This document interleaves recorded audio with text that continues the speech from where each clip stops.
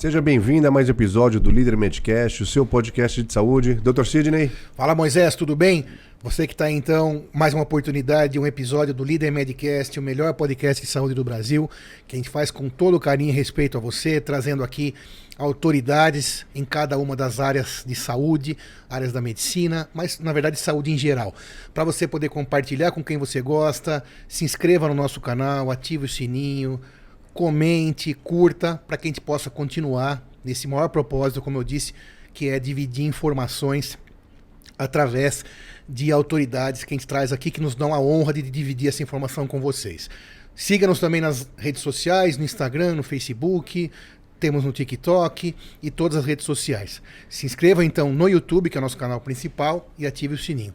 Hoje a gente tem a honra de receber aqui o Dr. Ronaldo Américo, otorrinolaringologista, que atende, entre outras patologias, uma das suas especialidades é voz. Então vamos falar aqui sobre voz, que aliás é o que a gente mais usa aqui, né? Além da nossa imagem. Perfeito. Né? Mas a voz, como você aí sabe, é importantíssima para que a gente possa aí dar continuidade à nossa vida, à nossa profissão. Muito obrigado por ter aceitado o nosso convite, é uma honra tê-lo aqui. Obrigado, vamos colocar todas as suas, como encontrar o Dr. Ronaldo depois nas as suas redes sociais e assim por diante. Obrigado, Ronaldo. Eu que agradeço pelo convite, é uma satisfação estar aqui com vocês. O podcast da área da saúde mais destaque hoje em dia. E espero contribuir bastante com vocês, com o público, poder tirar algumas dúvidas e vamos conversar sobre voz, porque voz é essencial para a comunicação. Obrigado. Sim. E aí, Moisés, vamos apertar para sair então as respostas? Vamos lá. A primeira pergunta, como que funciona o processo de voz no corpo humano? Perfeito. Voz é importante para comunicação, né? Apesar de ser algo que para a espécie humana ele é algo de extrema utilidade no dia a dia, a voz vem de um órgão chamado laringe. Então, são duas partes, é um órgão par, tem do lado direito, tem do lado esquerdo, e ele está dentro de um órgão chamado laringe. A laringe ela faz uma transição da via aérea superior, ou seja, o que está acima das pregas vocais, que tem o nariz, tem a garganta, chega até o nível das pregas vocais, e também a parte da via aérea inferior, que aí já vai para a traqueia, brônquios e o próprio pulmão, né? A laringe, então, ele é um órgão que ela tem três funções assim primordiais. A primeira é proteção da via aérea. Nada, alimento, nada que comemos, bebemos, saliva, nada pode entrar nessa via aérea inferior. Porque senão você vai estar levando contaminação, elementos que vão gerar infecção para a via aérea inferior. E aí teremos, por exemplo, pneumonias, né? A laringe também regula o fluxo de ar, ou seja, aquele ar que vai chegar no pulmão, a laringe é parte importante para controle desse fluxo do ar que entra inspirado, do ar que sai expirado. E aí, na espécie humana tem um grande destaque, aí sim a voz, que aí, vamos dizer assim, para nós é uma das partes mais importantes da nossa comunicação do dia a dia. E a voz, ela é possível ser trabalhada, ser modificada? Sim. A voz ela pode ser treinada, né? Existem formas de utilização de voz. Tem o uso corriqueiro da voz do dia a dia, que todos nós temos, profissionalmente, socialmente. Mas tem pessoas que conseguem fazer maravilhas com a voz, né? Então tem cantores que conseguem cantar, vamos dizer assim, plateias inteiras, estádios inteiros ficam impactados com a voz de um cantor. E às vezes então, um único cantor, né? Incrível isso. Um único cantor. É algo que é fascinante, realmente. É algo que é apaixonante e o que as pessoas conseguem, vamos assim, fazer com a voz. E é diferente a laringe, a faringe de um cantor desses que a gente está comentando, de alto estrelismo, de alta performance, para uma voz comum? Pois é, por incrível que pareça, não. Não. Não. É até interessante, tem um vídeo no YouTube, qualquer um pode pesquisar, tem um exame de nasofibroscopia que mostra a prega vocal do Stephen Tyler. Um dos cantores, né, mais famosos da atualidade, do Aerosmith.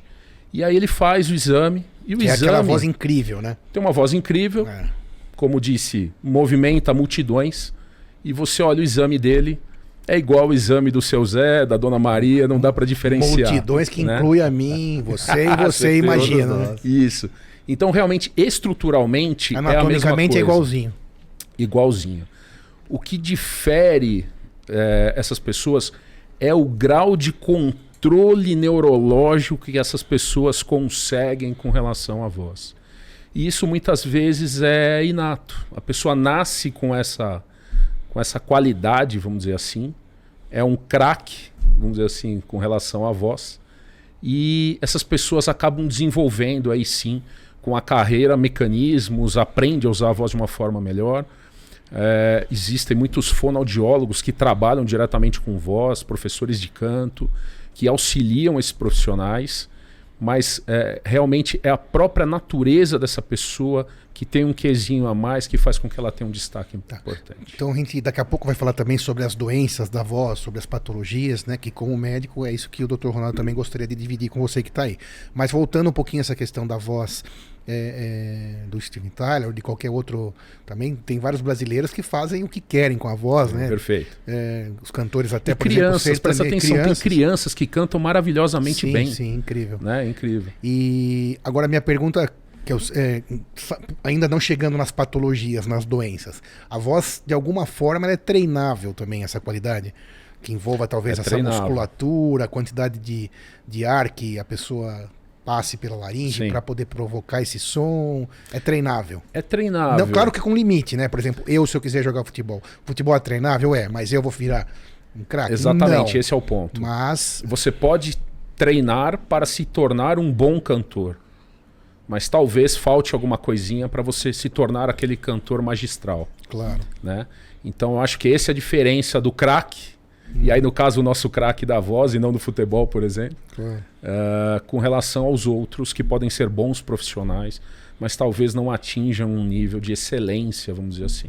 Né? Mas há treinamento, há pessoas que usam a voz para cantar profissionalmente, mas também tem muita gente que usa a voz para, vamos dizer assim, própria diversão. Né? O famoso cantor de chuveiro, vamos dizer assim.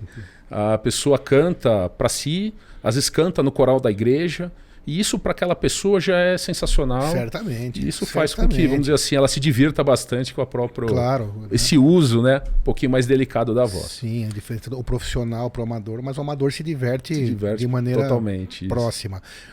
Ainda antes de entrar nas patologias. Mas o cidadão que use incorretamente... Aliás, entrando um pouco na patologia, o cantor precisa constantemente de cuidar da voz. Então, quais são as coisas que são contraindicadas, né? Por exemplo, fumar, obviamente, ou o que mais? Que atrapalharia o desenvolvimento, o bom andamento, né? A boa performance da voz? Acho que nós podemos comparar o cantor com o atleta da voz, vamos dizer assim, né? É aquela pessoa que utiliza a voz com excelência, de uma forma que não o agrida, né? E essa pessoa, ela consegue, por tempos mais prolongados, utilizar a voz. Acho que todos nós já fomos num show, no estádio de futebol. O que nós fizemos? Gritamos, cantamos. Sai moído. Saiu do show, saiu lá do jogo de futebol. A voz já estava ruim, né? E ao mesmo tempo você vê profissionais de voz cantando num trio elétrico durante 3 horas seguidas. Você sai, a pessoa está conversando normal. Então esse preparo é muito importante, o treino é muito importante, né?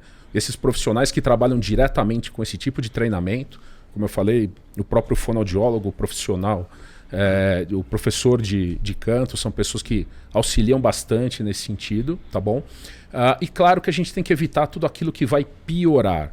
Então o cigarro é o inimigo número 1 dessa região. É o número 1. Né? Então o cigarro realmente é fumaça, passando por todo esse mecanismo. Banhando, vamos dizer assim, a prega vocal de uma forma direta e constante. Né? A pessoa que fuma, no geral, fuma de uma forma constante, várias vezes ao dia, durante anos. Não é algo assim isolado. Claro. Outra coisa temos que ter um pouquinho de cuidado com o uso da voz errado. Então, muitas vezes as pessoas gritam muito, falam muito alto, ou fazem algo que nós chamamos de ataque vocal brusco, né? Aquele famoso "oh!", Ei, João! Então esse uso vocal mais... Um grito. Isso, mais agudo, bruto, de forma de uma alta intensidade, alta energia, isso pode gerar lesão de prega vocal, né? Com relação à alimentação, a gente tem que pensar principalmente na possibilidade de refluxo. Então, alimentos que pioram o refluxo, muitas vezes vão gerar de uma forma indireta irritação dessa área. Como você havia falado no começo, então o refluxo pode agredir, pode agredir de forma direta a região da laringe, incluindo ali a região da prega vocal. Função do ácido que volta? Sim, refluxo ácido. Tem pessoas que sentem mesmo aquele refluxo de ácido chegando, inclusive até a região aqui da garganta, mas a maioria tem uma forma silenciosa, vamos dizer assim, do refluxo. São aquelas pessoas que muitas vezes nem tem muita queimação gastroesofágica, aquela síndrome dispéptica, né? Aquela sensação de empachamento, mas tem uma irritação na garganta, uma queimação, uma irritação. E se for fazer um exame específico, uma fibronoscopia, por exemplo, vai conseguir enxergar esse algumas sinal. Vezes sim. Às vezes. Não é obrigatório, né? Mas algumas vezes nós temos sinais diretos do refluxo. Então isso nos ajuda no diagnóstico.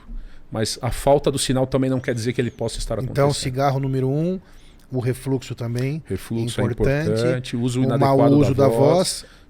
Principais. E tem uma questão que bastante dita aí também pelas pessoas sobre usar bebidas geladas ou quentes. Tem alguma relação? Olha, isso é muito variável.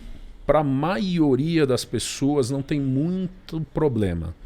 Talvez para aquela pessoa que tem um pouquinho mais de sensibilidade, isso possa atrapalhar.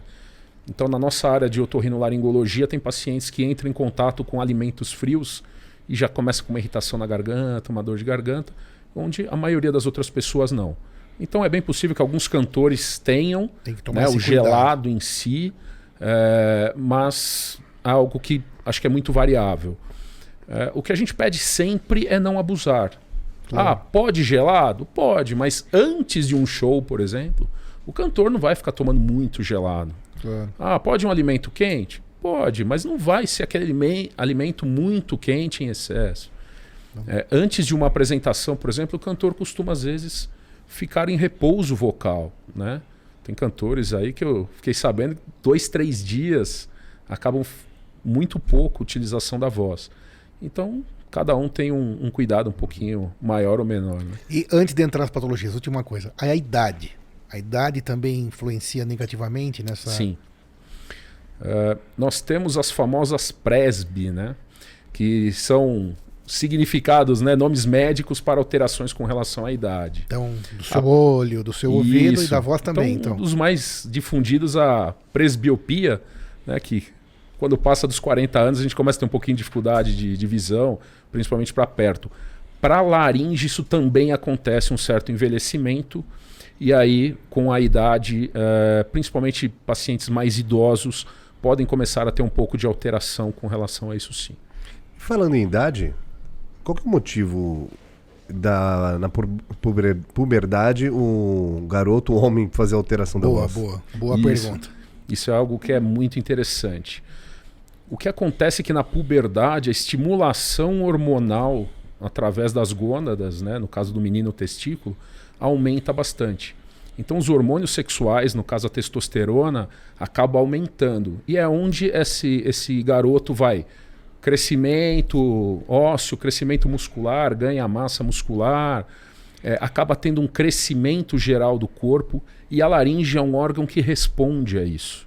Então, durante essa fase, essa laringe do menino ela cresce. Quando ela cresce, muda uma certa proporção da prega vocal. A prega vocal ela é pequena, tem 2 a 3 centímetros mais ou menos no adulto, e ela acaba, vamos dizer assim, tendo um certo estirão nesse período. Nós temos uma parte mais anterior, que chamamos de uma área vocal na prega vocal, e uma área um pouquinho mais posterior que a gente chama de uma área respiratória. Existe uma certa proporção entre essas áreas, né, na criança, e isso muda na adolescência. E aí o menino acaba tendo uma voz mais grave, né? Então essa estimulação hormonal que é o segredo, vamos dizer assim, para que a gente tenha uma voz mais grave do que as mulheres. Muda então a conformação anatômica do tubo, então, como se fosse um instrumento. E a mulher continua com uma proporção glótica mais ou menos parecida, um pouquinho maior do que da criança. Por isso que a criança tem uma voz um pouquinho mais aguda, vamos dizer assim, mais parecido com a mulher. Então, às vezes você pega a criança, se você não está muito atento, às vezes você acha que é um menino, mas você acha que é uma menina falando. Sim. Você vê uma criança pequena gritando, aquele som agudo, estridente. Fica em dúvida. Né? Justamente por isso. Tem as patologias da voz? Sim, Doenças? Bastante. Isso. Qual que é a mais comum? O que as pessoas mais têm em evidência, que as pessoas conhecem e falam, é o famoso calo vocal. O calo vocal nós chamamos de nódulo, né? Então são pequenas lesões nodulares que acontecem dos dois lados, né? Nas duas pregas vocais. É uma alteração que ela vem pelo uso inadequado da voz. São lesões sólidas, são nódulos sólidos. São nódulos sólidos, isso. Que eu aproveito aqui para relembrar e aprender também, viu? Isso, não, perfeito. E aí o que acontece? São nódulos pequenininhos, né? A prega vocal é uma estrutura que ela tem que se unir na linha média quando nós falamos. Então ela abre para que nós possamos respirar e ela fecha para que nós possamos falar. Nesse fechamento existe um certo contato entre uma prega vocal e outra, mas tem que ser um contato assim muito delicado. Se você faz esse contato de uma forma mais bruta, vamos dizer assim, de uma forma mais intensa, gritando, por exemplo. Isso, essa área de mais contato, você acaba traumatizando. E aí você tem dilatação vascular, extravasamento de algumas substâncias pró-inflamatórias, e aí acaba formando o nódulo, né? O nódulo tem uma característica que é assim, na criança, ele é mais comum no menino. Por quê? Porque o menino grita, berra, fala alto, é o chefinho da turma. Então, muitas vezes é o menino. Claro que acontece em meninas também, mas por essa característica pessoal, vamos dizer assim, o menino é mais acometido. Porém, quando passamos da adolescência para o adulto, aí já são as mulheres. As mulheres têm mais tendência. Quando ela casa. Aí ela percebe, aí ela manda mais no marido, ela é isso? Vai usar melhor e vai começar a ter mais calo. Agora entendi. Entendeu? Então, assim, as mulheres acabam tendo mais, né? Então, até essa proporção glótica favorece a formação dos calos. Tá, e esse negócio do calo é muito importante. E você já ouviu falar de calo de corda vocal? Não. Não, mas é um assunto bem... bastante bem difundido. prevalente, né? Bem difundido. Então, como o Dr. Ronaldo explicou, então, esse trauma em medicina significa bater, que não, né? Então, vai batendo uma prega na outra e vai formando como se fosse um processo inflamatório de uma Gera batida processo mesmo. inflamatório e forma um nódulo. E forma um calinho. Como se fosse um micro carocinho. Micro carocinho. Tá ali na prega vocal. E aquilo pode ir aumentando, se a pessoa continuar naquele ritmo de voz. Sim. E uma hora pode acontecer que tipo de situação clínica? É que esses nódulos acabam deixando a pessoa com episódios mais repetidos de rouquidão. Perfeito. Né? Tem pessoas que já têm uma voz um pouco mais rouca, não necessariamente por causa do nódulo, mas quem tem nódulo pode ficar com uma voz um pouco mais rouca, até de uma forma mais constante, se forem nódulos maiores, mais fibróticos, né? Mais espessos. Tá. Isso pode acontecer. Então, na verdade, a gente falou aqui agora há pouco sobre o cantor que usa a sua voz profissionalmente, mas não é só o cantor, né? Nós aqui, por exemplo, temos que preservar a nossa voz para que a gente possa se comunicar, para que nós possamos nos comunicar de maneira adequada. Então, a gente, no trabalho, por exemplo, algumas profissões, dentro das regras, das normas regulamentadoras, está o exame da fibronanoscopia no repórter, por exemplo, que vai usar mais a voz, para saber se ele está apto, então, a realizar aquela função sem piorar uma questão que ele já tem. Porque um nódulo instalado, qual seria a conduta daí? O nódulo, ele é de tratamento fonoterapêutico. A grande maioria, a esmagadora maioria dos casos é tratado pelo fonoaudiólogo com sucesso. Sem apenas operar, com terapia, sem tratamento cirúrgico. Existem alguns nódulos grandes, fibróticos, que têm a necessidade de cirurgia. Mas Acho que nos últimos 20 anos Você não aí, viu. quase, eu já vi uns 2 casos. só Então, que eu precisei mesmo operar. com esse calo de corda vocal, porque você vai ouvir falar, meu filho fui fazer um exame. E é a fibronoscopia que vai encontrar esse calo, né? Sim, ou a laringoscopia, que Ou a são laringoscopia. técnicas de endoscopia, vamos dizer assim, da via aérea para poder olhar a prega Então, vocal. para você que ouviu lá o seu primo, a sua prima, a sua amiga, o seu amigo, que apareceu um calo de corda vocal, é uma situação que aconteceu devido a esse mau uso, mas E não se assuste. não se assuste, quer dizer, não se assuste tanto, precisa se cuidar, porque o nosso propósito aí é trazer informação para que seja usado de maneira correta, Perfeito. mas não se apavore, né? Porque tem uma solução, Sim. entre aspas, simples, clínica, não vai precisar usar nenhum tipo de cirurgia, então vai fazer uma fonoterapia. Perfeito. Alguns exercícios e vai conseguir resolver 100%? No geral resolve. A grande Vai sumir o maioria nó, o resolve. calo. Sim. Existem algumas categorias profissionais, como você mesmo disse, que estão mais suscetíveis aos nódulos, né?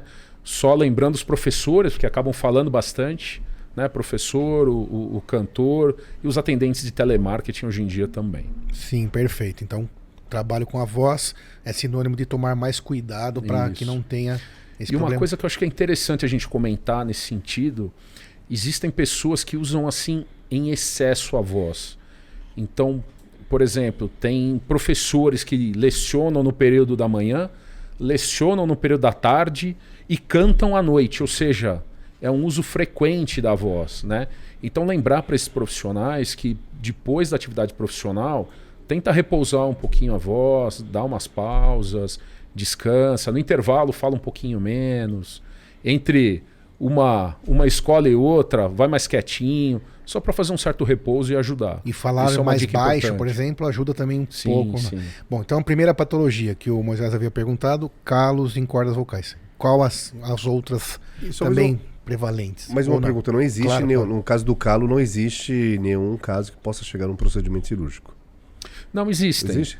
Existem, porque às vezes esses nódulos, né, o calinho, ele fica grande, ele fica endurecido e você vai para o tratamento de fonoterapia e não consegue resolver. Então, realmente, isso pode acontecer, mas é raro. Né? Como eu disse, na minha experiência, eu tenho basicamente 2 casos que eu precisei fazer cirurgia por causa de nódulo. A grande maioria das vezes, os fonoaudiólogos trabalham muito bem e resolvem o problema. Pensei até um outro questionamento. E quanto tempo, mais ou menos, para solução nessa terapia, nessa fonoterapia, para resolver um caso, no geral, assim, de um calo de corda vocal? A gente já vê bastante benefício em 2, 3 meses de 2, 3 tratamento. meses. Né? Cada caso individualizado, tem pacientes que evoluem melhor, pacientes que demoram um pouco mais. Né? A questão, assim, para o adulto, a fonoterapia muitas vezes é mais fácil, a pessoa aceita e faz as atividades de uma forma mais intensa. Para a criança já é um pouquinho mais desafiador você levar essa criança para a terapia e que ele faça os exercícios. Né? Então, às vezes, tem pais que ficam um pouco desesperados. Não estou tendo um resultado tão bom, meu filho não está aceitando tão bem a terapia. Então, assim, às vezes a gente pede até para esperar um pouquinho, porque na adolescência, com o crescimento da laringe, principalmente nos meninos, isso tende a melhorar. Tá? Então, isso também é algo que os pais podem Mas ficar o calo tranquilos. também, então, existe uma incidência infantil, existe uma prevalência em crianças. Sim, sim, acontece, principalmente nos meninos, né? Perfeito. Como eu tinha falado anteriormente. Claro. E como que percebe, sem ser antes de fazer o exame de Nasofibroscopia. Isso. Isso. Tem algum sintoma na É pessoa? basicamente alteração vocal. Ok. Tá? Ronquidão? Então é aquela criança que começa a ter uma ronquidão que não passa, mais persistente, ou mesmo o adulto, e acaba procurando atendimento para avaliar essa alteração. Das principais patologias da voz, tem alguma outra de maior? Então, a voz, a gente tem algumas alterações que nós chamamos de fonotraumáticas. Então são aquelas que o próprio ato de falar pode machucar a prega vocal. Né? Então, por exemplo, fora o nódulo, que é uma dessas alterações, nós podemos formar cistos mucosos. Né? Então, tem uma glândula mucosa na própria prega vocal, a área de drenagem dela acaba fechando, obliterando, e aí ela vai produzindo aquela secreção e vai se expandindo, vamos dizer assim, formando um cisto. Esse impacto entre uma prega vocal e outra forma pólipo, também pode acontecer. O pólipo, imagina ele como sendo uma gota de gelatina, vamos dizer assim. Imagina uma gota de gelatina aderida ali naquela região de prega vocal. Então é uma outra alteração frequente que a gente vê bastante. Né? É até interessante, às vezes acontece de uma forma abrupta, súbita. Então já vi algumas vezes as pessoas vão no show, cantam, gritam muito. Ou vai no estádio de futebol, já vi algumas vezes. Acaba tendo uma certa hemorragia na prega vocal e forma um pólipo na sequência. Então isso também é possível, são alterações possíveis. Perfeito. O calo, então, da corda vocal, da prega vocal, que é um nódulo, então ele consegue ser tratado de maneira com fonoterapia. Perfeito. E o cisto, por exemplo, ou o pólipo, o cisto quais e são o as pólipo, aí ele já é um tratamento de predileção cirúrgico, porque são alterações que com a fonoterapia não regride. Né? Existem algumas questões que a gente precisa avaliar, mas no geral o direcionamento, uma vez feito o diagnóstico, já é uma cirurgia. Tá, então nesses casos aí então precisa uma intervenção cirúrgica. E o Perfeito. diagnóstico, na verdade, como o Moisés perguntou agora há pouco, a sintomatologia, a clínica vai ser alguma alteração de voz, em geral rouquidão. Em geral rouquidão. Além da rouquidão, se mudar o padrão da voz também, acho que Sim. é bom que se... Às vezes a pessoa tem uma certa aspereza, algumas alterações de soprosidade na voz. Então tem algumas alterações vocais, muitas vezes perceptíveis às pessoas que estão rodeando aquela pessoa, que conhecem aquela pessoa. E acabam falando, tem alguma coisinha estranha na sua voz, procura um atendimento, vai ver o que é. Me chama bastante atenção que as pessoas que têm uma certa rouquidão, uma alteração vocal mais importante, incomoda as pessoas que estão ao redor.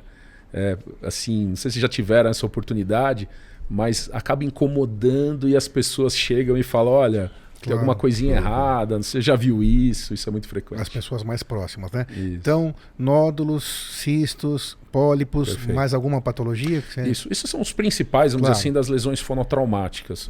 Existem algumas alterações que nós chamamos de alterações estruturais mínimas da cobertura da prega vocal. É um nome gigante, mas quer dizer o seguinte... na própria formação da prega vocal, enquanto embrião, vamos dizer assim, podem ocorrer algumas pequenas alterações na prega vocal e isso vai refletir, vamos dizer assim, na voz. A prega vocal é uma estrutura assim, muito interessante e ela tem uma distribuição muito legal no ser humano. Então a prega vocal, a maior parte dela é músculo, que é o músculo vocal. Esse músculo ele é coberto por um epitélio, né? E esse epitélio é diferente do resto do epitélio da via aérea porque não tem cílio. O epitélio da via aérea ele tem cílio para quê? Para movimentar as secreções indo em direção principalmente à região do tubo digestivo. Então essas secreções de via aérea superior acabam indo em direção à rinofaringe, cai na garganta. De pulmão acaba subindo e vem para essa região.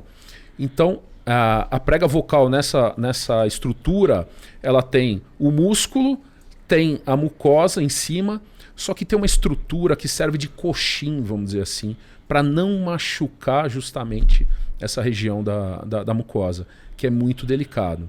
E esse coxim, que é o ligamento vocal, essa área que nós chamamos de lâmina própria, ela tem uma distribuição celular bem, vamos dizer assim, bem diferenciada no ser humano. E isso nos ajuda, vamos dizer assim, com relação à fonação. Essa alteração ela vai se completar na adolescência. Então, o que você tinha me perguntado da muda vocal, é nessa fase que também essa alteração da prega vocal se completa. Não é só tamanho, então, né? Tem uma questão celular também. Celular também. E aí, o que acontece? Essas estruturas, elas vibram muito. Então, vamos imaginar que a prega vocal ela tem um movimento de abertura e de fechamento. E aí nós temos o que nós chamamos de frequência vocal. Então, homens têm voz grave, mulheres têm voz aguda. Mas o que quer dizer isso? Quer dizer que homens têm uma frequência de voz em torno de 110, 120 Hz. Mulheres têm uma frequência vocal basicamente o dobro, 220, 240 Hz. Né? Mas o que quer dizer isso, Ronaldo? Quer dizer o seguinte, que os homens, quando falam, existe 110 aberturas e fechamentos dessa prega vocal por segundo. E a mulher é o dobro. Então é uma estrutura que ela tem uma possibilidade de lesão alta. Então essa prega vocal ela tem que ser delicada, ela tem que ser elástica, ela tem que ser móvel para você ter uma boa qualidade vocal. São 110, então, hertz no homem e 200 na mulher. 220 então, em para você média pra entender. mulher. É isso que você entendeu mesmo. 100 movimentações nesse caso. São ciclos glóticos, né? Que é segundo, abertura e fechamento. Por segundo. Por segundo.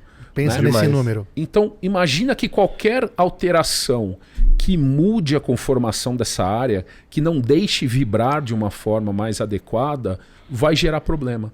Então, existem outras alterações, por exemplo, cistos epidermoides, sulcos vocais, né? Tem microeb, tem algumas outras, que faz com que essa prega vocal não tenha um desempenho tão bom.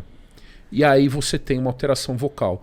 Então, praticamente todo mundo conhece uma pessoa que sempre teve a voz meio rouquinha, Conheço, a hora que tem você uma comentou. voz meio áspera, tem alguma coisa assim que você fala, poxa, ela tem uma voz que até interessante, mas, né, tem alguma coisa ali que chama atenção. Então essas pessoas muitas vezes têm essas alterações estruturais mínimas. E a frequência daí bem menor, no caso, por exemplo. É menor, é mais raro, né? A gente, como acaba trabalhando na especialidade, acaba drenando um pouquinho, mas acontece. E uma coisa que me chama bastante atenção, me direciona para isso, é que às vezes eu pego adulto jovem e tem uma alteração vocal e falo assim, mas desde quando você tem isso? Ah, desde que eu me lembro assim, da minha voz, ela sempre foi um pouquinho rouquinha, sempre teve essa aspereza. Toda vez que eu forçava um pouquinho, tinha uma alteração. Então isso direciona a gente para esse diagnóstico. Essa fala que você falou, doutor Ronaldo, de forçar a voz, tem o falsete. O falsete que deve ser o quê? Comprimir a laringe e faringe para sair uma voz mais grave, o mais falsete alta? é uma técnica de canto, Sim. né? Onde você vai ter basicamente ali um dos músculos da laringe atuando de forma que você vai emitir uma frequência vocal. Então o falsete, como outras técnicas, é isso. Mas tem que ter treinamento para você conseguir fazer o falsete como outros. Treinamento e também tem que ser nato, né? É uma técnica já bem mais Sim, apurada. Mas né? no geral é quem entende um pouquinho que vai conseguir chegar nesses recursos Se a vocais. gente tentar fazer um falsete aqui, não vai dar muito Estoura a certo. voz. Não vai dar. Não, estoura o ouvido de quem tá ouvindo. E a E nossa a voz. E a voz. Sim. Durante o decorrer da vida, tem as oscilações de voz, ou não? Pode ocorrer? Mais velho? Puberdade é um deles. Sim, Fase a puberdade adulta, deve-se permanecer da puberdade até a fase adulta? é que a voz tem uma assinatura, né? Sim. Boa. Nós temos uma assinatura vocal. Então, você, quando atende o telefone de alguém que você conhece, a pessoa não precisa se identificar. Você sabe quem é. Só que essa assinatura vocal cresce e tem um amadurecimento. Então, a voz da criança é diferente da voz do adolescente, que é diferente da voz do adulto jovem, que vai ser diferente da voz do adulto idoso.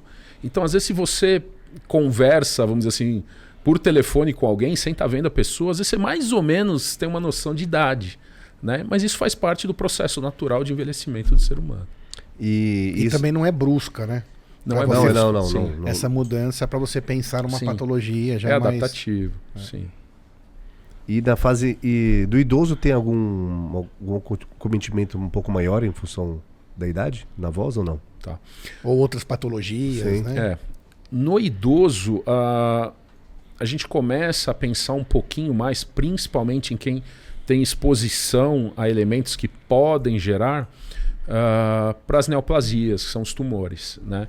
Então a faixa etária, vamos dizer assim, dos 55 anos até seus 65, 70 anos, paciente principalmente que fuma, que ingere bebida alcoólica com frequência, né? Alguma exposição outra, então, por exemplo, exposição a químicos, quem trabalha em curtume. Então, assim, tem algumas outras Radiação, coisas, né, eventualmente.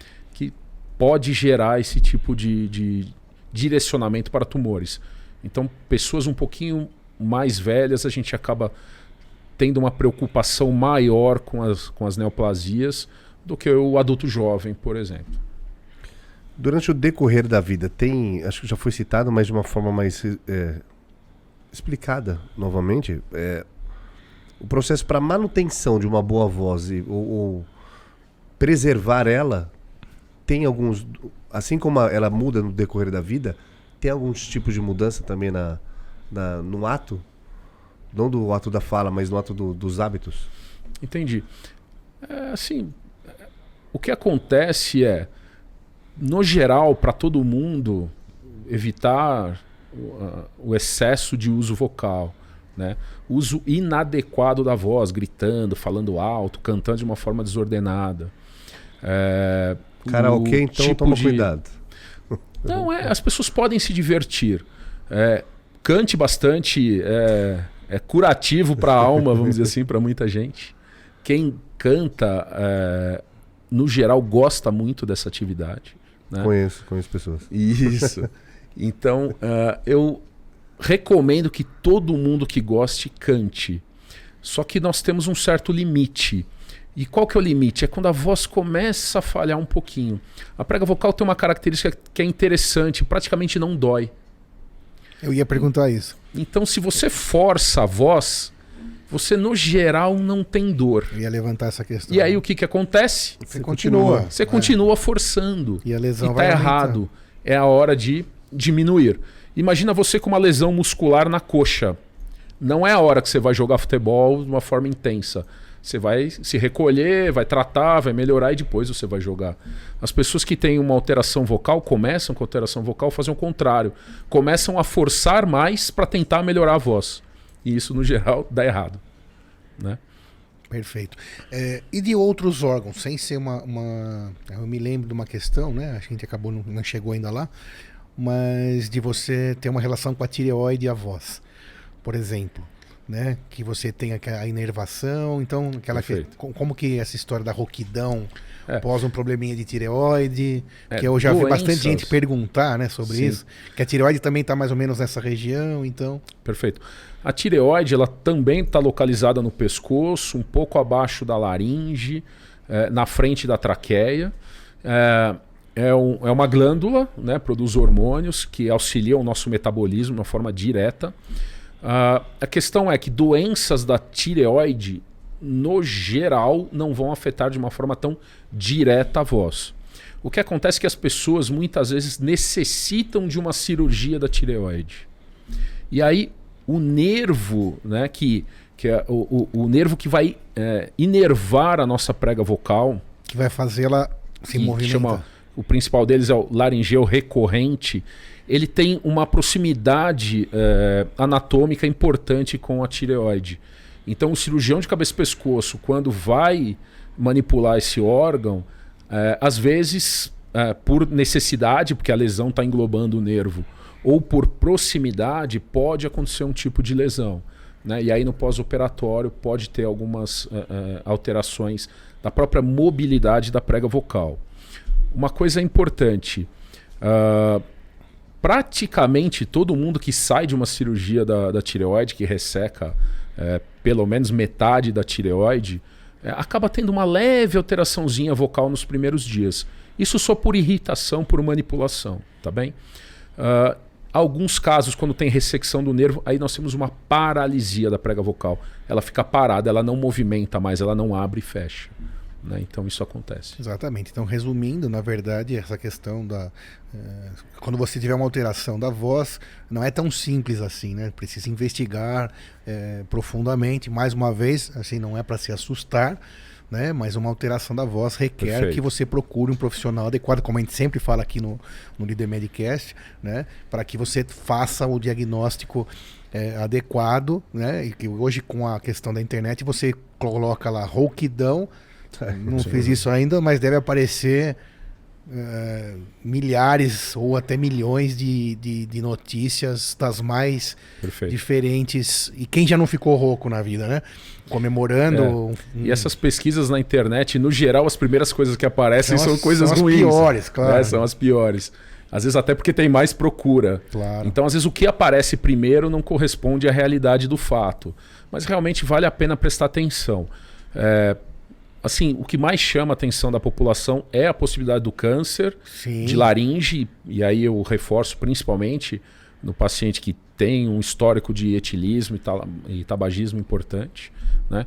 Ronaldo, pode acontecer em pessoas que não fumam e não bebem?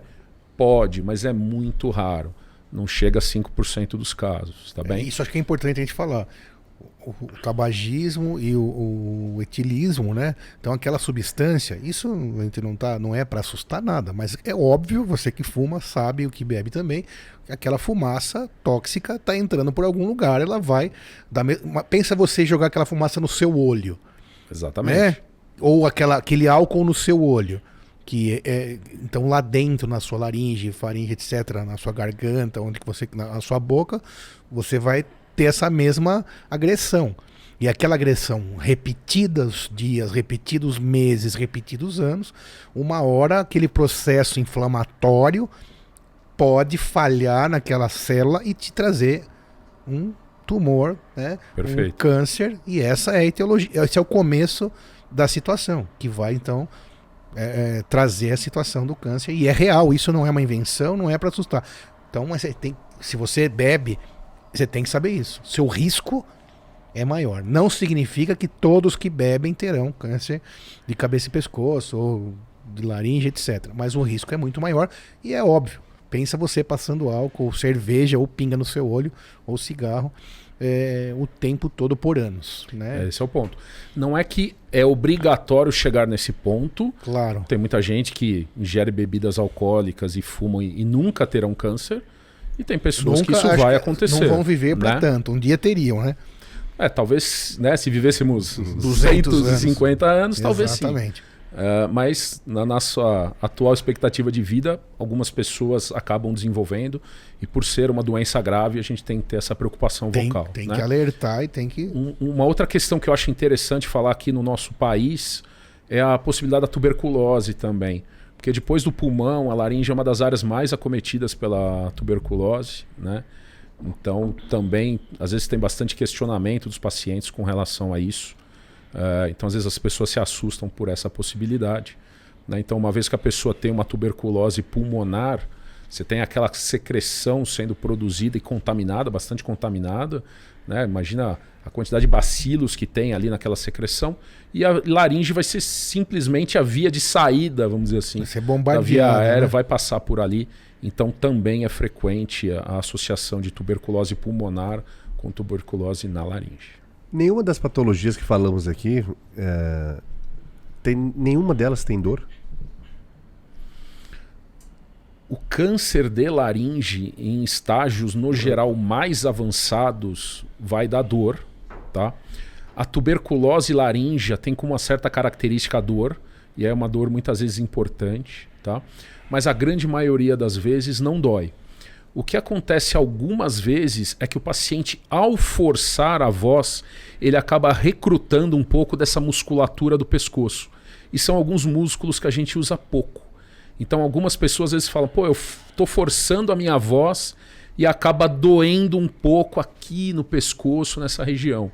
E isso é mais por recrutar essa musculatura do que propriamente dito essa área. Existe uma alteração chamada granuloma, que acontece muito por causa de refluxo. É uma irritação da parte posterior da prega vocal, onde ela se liga na cartilagem da aritenoide, né, que é a parte mais posterior, e às vezes você expõe essa cartilagem, ela é recoberta por um tecido chamado pericôndrio. E uma vez que esse pericôndrio irrita, pode doer um pouquinho. Então eu já vi paciente que fala, olha, eu tenho uma dorzinha, um desconfortinho, eu fui lá, fiz o exame e encontrei um granuloma. Então, antes da dor, tem alguns exames que já pode detectar essas patologias. Sim, o jeito que nós temos de melhor avaliação é com o exame de imagem endoscópico. Então nós vamos olhar a prega vocal de uma forma direta, que é com o nasofibroscópio ou com o laringoscópio rígido, para poder ter uma noção melhor. Assim, tem muitas pessoas que acham que o melhor exame é o radiológico, tomografia, ressonância, e para esses casos não. Pequenas lesões mucosas ali basicamente não vão aparecer nos exames de imagem radiológica. E para você também que está aí ouvindo, para você entender, a fibronasoscopia, esses exames de imagem direta, né, que é como se fosse uma endoscopia, aquela do estômago, um pouco incômodo. Pelo nariz. Pelo nariz, por exemplo, um pouco incômodo e rápido, mas indolor. Isso, é rápido, é feito no consultório. Não precisa muitas de vezes nós utilizamos só um pouquinho de anestésico em gel no próprio aparelho, né? assim, é bastante... As pessoas aceitam de uma forma bastante tranquila a grande maioria das vezes. Então não precisa ter medo nenhum. É até engraçado porque quando eu tenho um horário que eu faço só exames de imagem, né? E o que acontece? Nós vemos muitas vezes a pessoa chega com muita apreensão. Muito medo. Porque um vizinho falou que era incômodo, que é ruim, que é isso, que é aquilo. E aí você fala, não, calma, fica tranquila. Mostra como é o exame, explica. Você faz o exame, a pessoa vai embora sorrindo. E você fala, se preocupou demais, eu não devia. Né? Eu acho que hoje, pós... Não sei se eu posso dizer já pós... Um pós entre aspas, mas acho que é um pós... Todo mundo fez o exame do cotonete de pandemia. Eu acho que incomoda menos até do que um exame da... No geral, sim. Porque quando nós fazemos o exame, como você mesmo disse, é um exame de imagem. Eu estou olhando o que eu estou fazendo. E claro que eu vou desviando, vamos dizer assim, das estruturas ao vivo, ou alguma né? alteração, né? Do desvio de septo. Em tempo real. Que é onde machuca. Lá no caso do teste do aquele cotonetezinho que colocava no nariz, o técnico ele não tem ideia de como é a anatomia do nariz. Não sabe onde está indo. Ele não sabe. Então, por isso que muitas pessoas tinham bastante incômodo, sangrava um pouquinho, machucava. Então, realmente, isso aconteceu bastante. Mas era, vamos dizer assim, a situação que era ruim.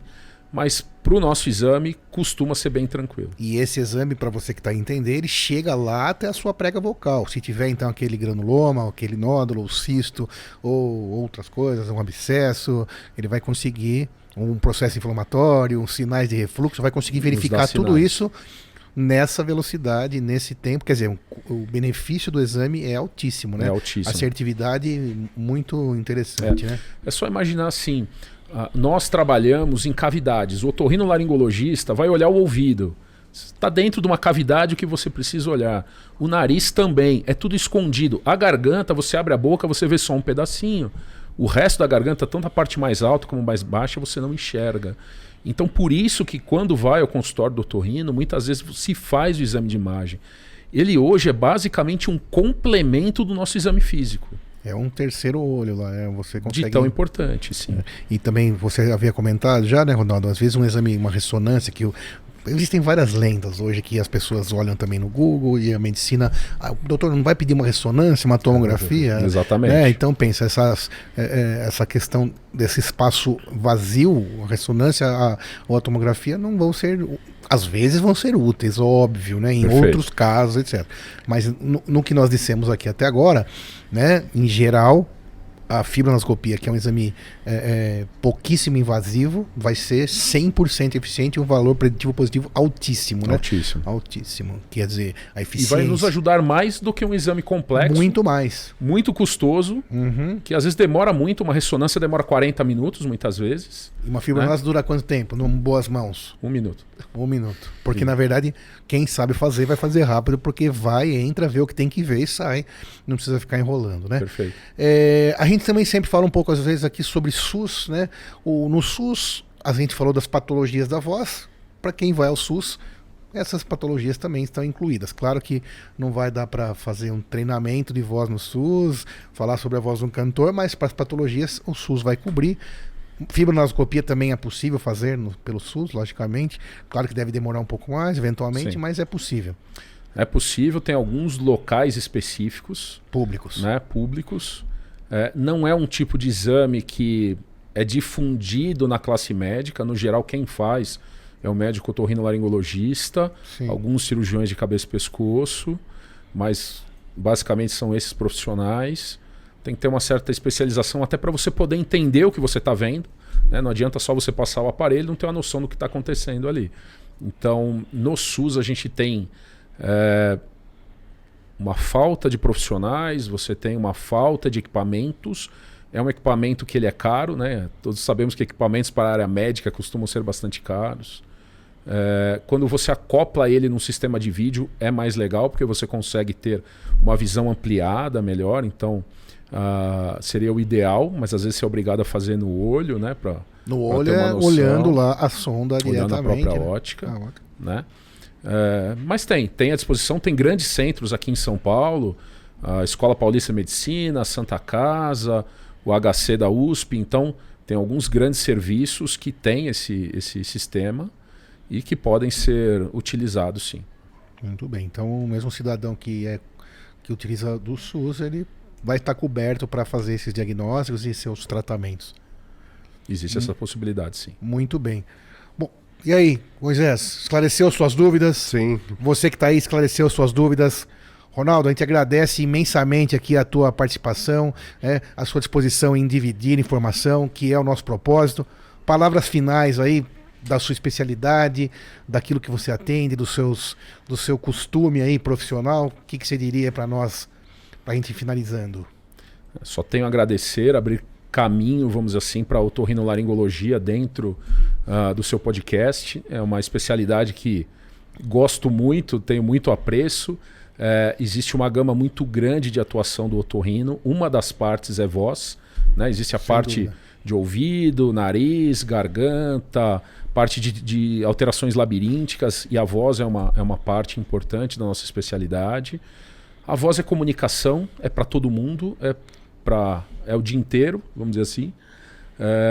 Profissionalmente você utiliza no seu dia a dia. Então é algo que, na minha opinião, merece ser cuidado, merece ser avaliado.